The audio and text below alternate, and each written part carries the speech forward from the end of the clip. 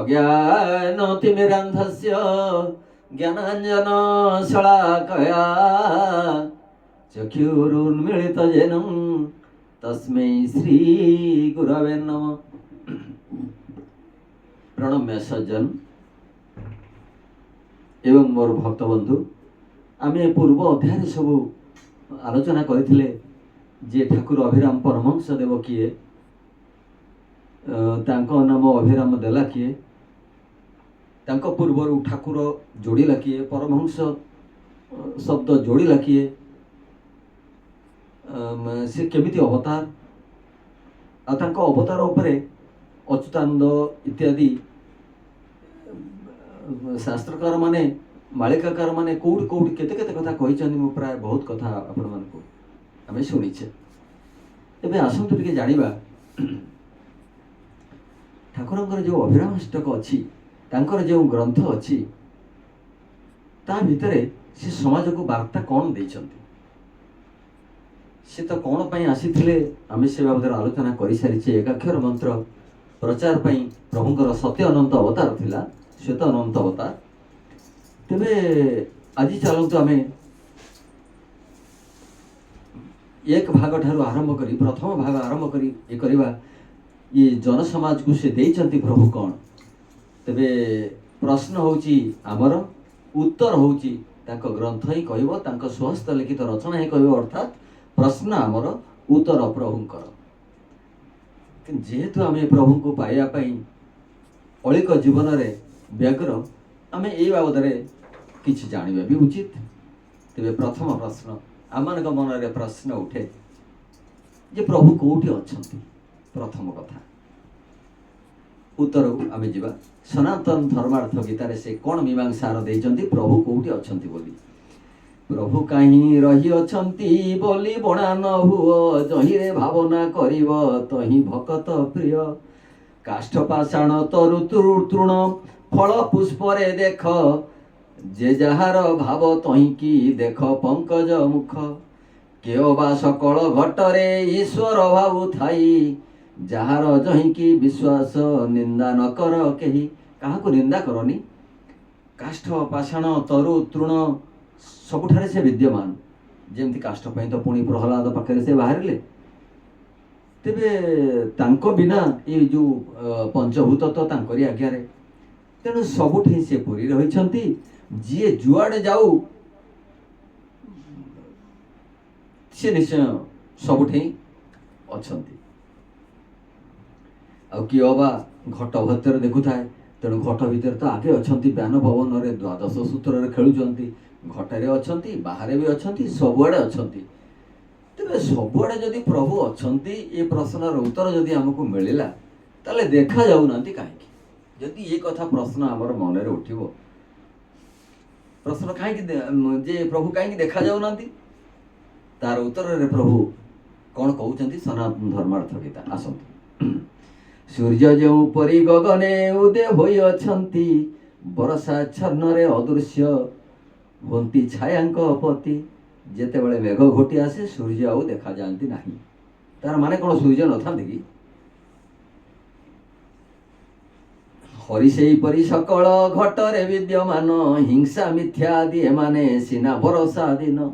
जो काम क्रोध लोभ मोह मद मात्सर्य इत्यादि ये जो विषय वासनार वर्षा दिन आवरण पड़ी, जहाँ फल आम प्रभु को देखी पारुने। वर्षा को उड़ाई देखिले सूर्य अछंती उई, पासे पासे रही अछंती नेत्रे दियो नाई।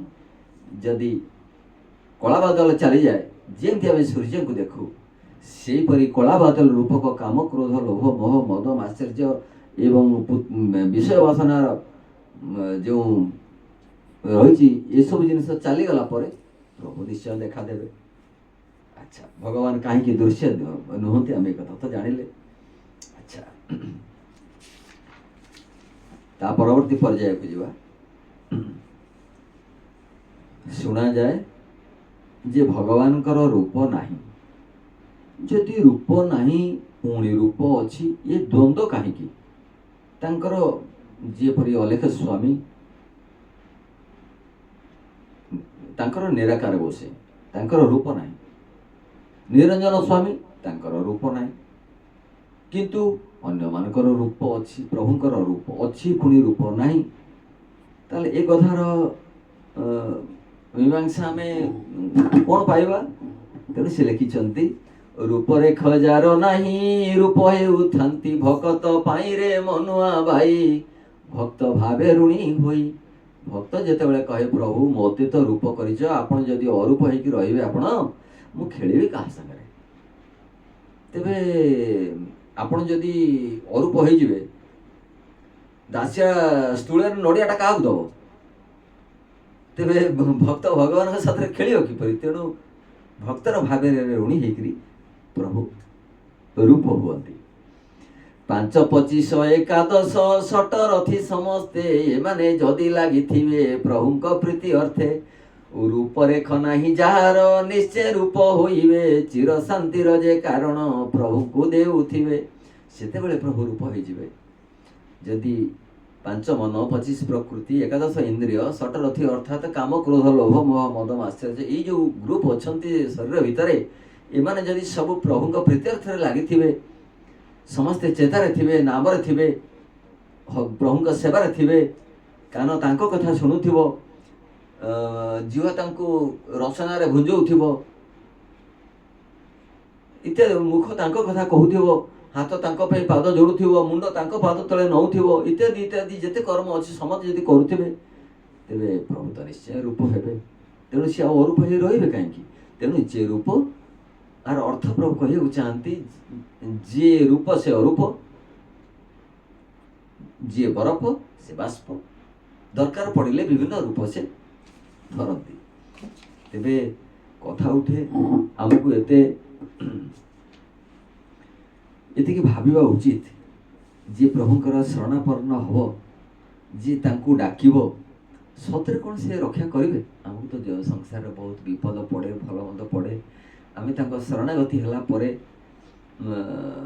ସେ କ'ଣ ରକ୍ଷା କରିବେ? ଏ କଥା ନିଶ୍ଚୟ ଆଜ୍ଞା ରକ୍ଷା କରିବେ। ସେ ତାର ଉଦାହରଣ ଦେବାକୁ ଯାଇ ସେ କହିଛନ୍ତି, ଦେଖନ୍ତୁ ଆଜ୍ଞା, ଦ୍ରୌପଦୀ 2 ହାତ ଟେକିଦେଲେ, ଭଗବାନ କୃଷ୍ଣ କ'ଣ କଲେ? ଯାହାକୁ ରଖିବେ ଅନନ୍ତ କେ କରେ ବଳବାନ, ପାଣ୍ଡବଙ୍କୁ ସେହି ରଖିଲେ କି କଲା ଦୁର୍ଯ୍ୟୋଧନ। ପାଣ୍ଡବ ମାନେ ଯେତେବେଳେ ପ୍ରଭୁଙ୍କର ଶରଣାପନ୍ନ ହେଲେ, ଦୁର୍ଯ୍ୟୋଧନ କ'ଣ କରିପାରିଲା? ଗଜକୁ ରଖିଲେ ଜଳରେ କି କରିଲା କୁମ୍ଭୀର। କୁମ୍ଭୀର ଜୋରେ ଆଣ୍ଟ କରି ଧରିଛି ଗଜର ଗୋଡ଼କୁ, ହାତୀର ଗୋଡ଼କୁ। ତେବେ ଲକ୍ଷେ ଯୋଜନରେ ଗଜ ଯେତେବେଳେ ଡାକିଲା, ତା ଡାକକୁ ଶୁଣିଲେ କର୍ତ୍ତନ କଲେ କୁମ୍ଭୀରକୁ। ମୃଗକୁ ରଖିଲେ ବନରେ କି କଲା ବ୍ୟାଧ ଛାର। 3 ପଟ ନିଆଁ ଜାଳି ଦେଇକରି ଗୋଟିଏ ପଟରେ ବ୍ୟାଧ ଯେତେବେଳେ ଜଗି ରହିଲା, ମଝିରେ ଅଛି ମୃଗ, ତାକୁ ତ ପୁଣି ଠାକୁର ଉଦ୍ଧାର କଲେ। ଇନ୍ଦ୍ର ଛଳେ ଗୋବର୍ଦ୍ଧନ ଗିରି ଧରିଲ ହରି, ଗୋପୀ ଗୋପାଳଙ୍କୁ ରଖିଲେ କି କଲା ବଜ୍ରଧାରୀ। ଇନ୍ଦ୍ର ଯେତେବେଳେ ଜୋର ବଜ୍ରପାତ କଲା, ବର୍ଷା କଲା, ସେତେବେଳେ ଗୋବର୍ଦ୍ଧନ ଗିରିକୁ ଧରିଥିଲେ ପ୍ରଭୁ। ବିଭୀଷଣକୁ ସେ ରଖିଲେ କି କରିଲା ରାବଣ, ପ୍ରହ୍ଲାଦକୁ ସେ ରଖିଲେ କି କରିଲା ହିରଣ୍ୟ। ହିରଣ୍ୟକଶିପୁ ଯେତେବେଳେ ବାରମ୍ବାର ମାରି ପାରିଲେନି ପ୍ରହ୍ଲାଦକୁ, ତାଙ୍କୁ ସେ ରଖିଲେ। ହିରଣ୍ୟକଶିପୁ କିଛି କରିପାରିଲା? ବିଭୀଷଣକୁ ସେମିତି ପ୍ରଭୁ ରଖିଲେ, ରାବଣ କିଛି କରିପାରିଲା? ପୁଣି ପରବର୍ତ୍ତୀ ଅଧ୍ୟାୟରେ, ଜୟ ସତ୍ୟନାରାୟଣ ସ୍ୱାମୀଙ୍କର ଜୟ, ପରବର୍ତ୍ତୀ ଅଧ୍ୟାୟରେ ଏମିତି ଆମେ ଆଲୋଚନା କରୁଛେ ଯେ ଭଗବାନଙ୍କ ଉପରେ କି ବାର୍ତ୍ତା ପ୍ରଭୁ ଦେଇଛନ୍ତି, ସେ ବାବଦରେ ପୁଣି ପରବର୍ତ୍ତୀ ଅଧ୍ୟାୟରେ।